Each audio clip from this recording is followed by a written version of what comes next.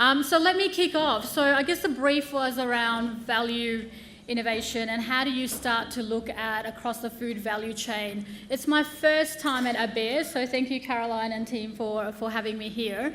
But one thing I am really passionate about is food and ag and innovation and finding opportunities. And I guess over my career across food and agribusiness, what we've done is taken a very much what I call a fork to farm approach, rather than the farm to fork approach, and that is very much around demand-led as opposed to I have a supply of something and then how do I go about doing that. So in my presentation I'm going to set you some scenes. I'm going to try not to scare you but hopefully provide you with some opportunities. And then I'm going to actually talk about how, because lots of people talk about value add, lots of people talk about innovation, not many we find know how to do it. And then I'm going to actually share with you some insights on what we say in terms of the dent we're making in the food and agribusiness sector in Australia here, in a model that I started about 5.5 years ago, co-founded by Mondelez and the Victorian State Government. Now it's based at Monash University as a pan-university initiative that helps anyone from startups through to SMEs, large multinationals, retailers here as well as globally to innovate for growth and success. So, not my slide, but a slide that gives really good context, and I think we heard a lot more about this already, so I'm not going to dwell on the points. But the key thing is yes, we do need to grow more food, and in a way that is actually going to be smarter. And a lot of it is not just about growing more and more food to feed people there, but we also need to do it in a sustainable way. And by that I mean is, especially if we sit here for Australia and we think about the high labour cost market that we have, the high utilities that it takes us to grow something, the complex supply chain that we navigate, we must be in that premium niche upper middle class area that is really growing and we are at the doorstep of it. So one of the first things that we coined about more than 5 years ago is how do we be the deli for the world?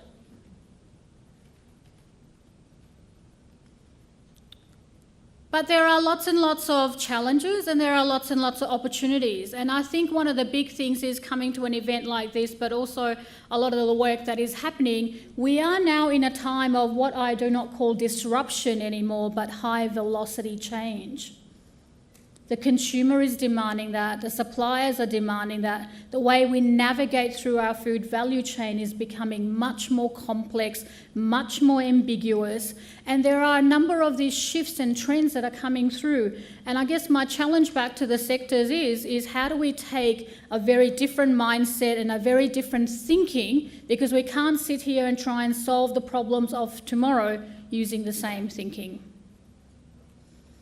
So with that, I'm going to ladder into a couple of macro trends. And we did a piece of work last year. So coming from 20 years odd in industry, we're very good at looking at trends. We're very good at deciphering what the market and the consumer wants.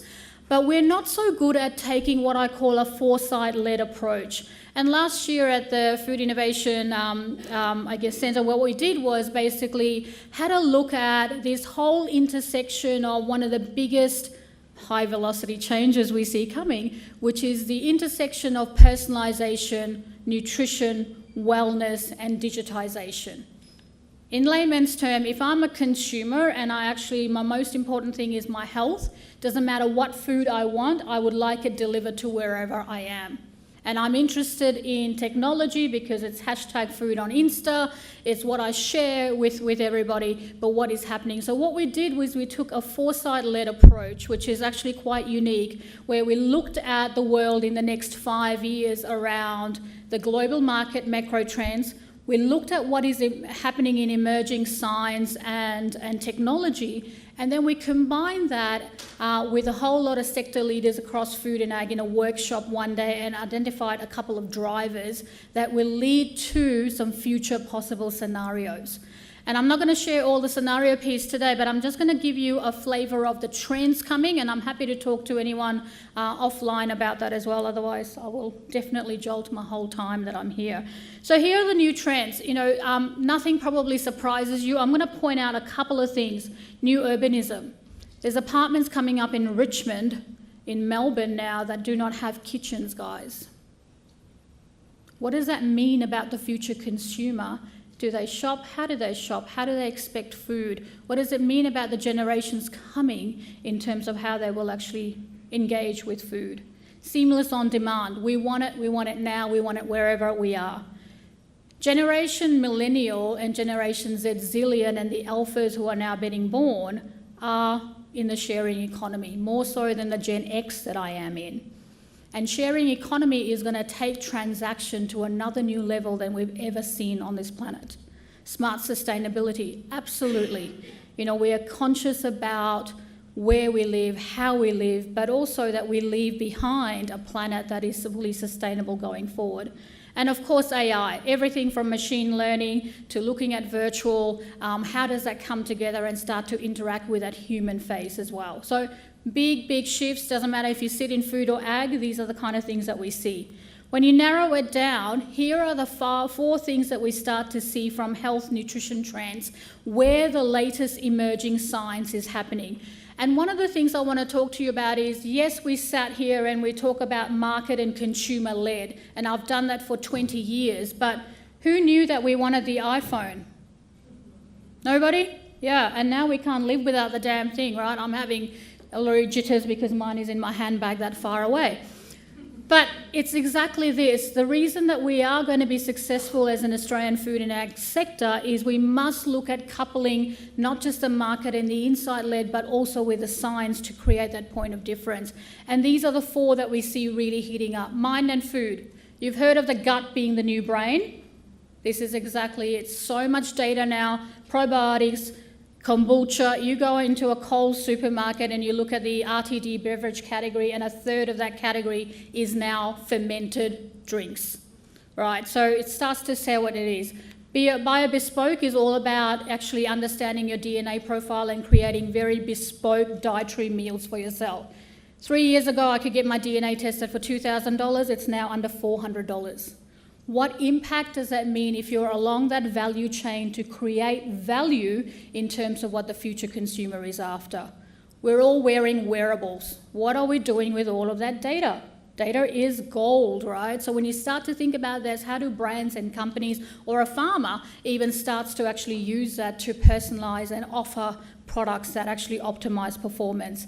And then clean living. And, we talked a lot about this morning. I heard lots of stats about what is happening in terms of the cattle and everything that we grow, but there is a whole opportunity around alternatives. There is no planet B. We need to feed 9 and 11 billion people soon. What is the future of alternative proteins going to be? So just a little controversy. I guess the Japanese have been playing around with 3D printing of beef for a while now, and I think they're almost going to crack it very, very soon. Does that mean they really need any more cows or cattle or beef? Okay, so let's move away from the big picture zone and into what's happening, if you will, in terms of the companies that we see. So probably that high velocity speed that I talked about, this is what we're finding in terms of the S-curve that's happening. We're launching, we're delivering, we're no longer just sustaining, we're actually taking a leap into what the next innovation or the next launch initiative is. So when you think about the ambiguity and the constant change that companies are going through, this is now the cycle, and it's only going to get blurrier and blurrier as we go through. One other thing I want to touch on is we spend a fair bit of time building innovation capability. This morning I've heard lots of things about R&D systems, innovation. Very few people really truly know how to do innovation in a value-added way. This is a tool from Dublin. Some of you may have heard of it. I'm not going to go into detail, but if you are looking at innovation, doesn't matter where you are in your value chain, look beyond the product and the pack, because there is value to be had across your profit model all the way through your customer engagement. And that's why we define innovation at Monash Food Innovation as purposeful creativity, but change that creates value. And that value doesn't have to be the big, sexy innovation things. It can be the smallest thing that creates value. How do we do it? Here's a slide that shows how products actually fail and succeed. But 90% of products launched in fast-moving consumer goods fail after the first 12 months of launch. So if you sit here as an agribusiness and think about value adding, how do you not fall into that 90% bucket? The good news is we can show you how to do it, and there is a way to do this. And in our experience, you increase that hit rate by 3 to 5 times. And you can see it is very simple. Understand the culture, the market, the consumer. Design something, but check in all the way along. So if you sit there in your innovation cycles and you go, wow, this is what the consumer wanted, and they wanted a round ball, and it goes through your NPD stage gate, and then, by the way, it pops out a triangle, do you wonder what happened? Is that still what the consumer wanted at the end of the day? So it's using technology, it's using information that can drive you to create and find value in what you create. There is a method in the madness, and this is something actually we did with Paddy's Foods last year. So Andre will touch a little bit on brand Ruffy and how we basically have Paddy's to accelerate in what was 2 to 4 weeks of our time really, but another 4 weeks I think to launch. And that was because Paddy's put a challenge to us and said if we actually take a validated concept and we took it through our NPD stage, it would take 6 months, 9 months to pop out. This popped out in 4 weeks with a validated prototype, which then went and commercialised in their business 4 weeks later, right? So there is an approach to this, it can be done, and it's very fast moving, very embedded in the consumer.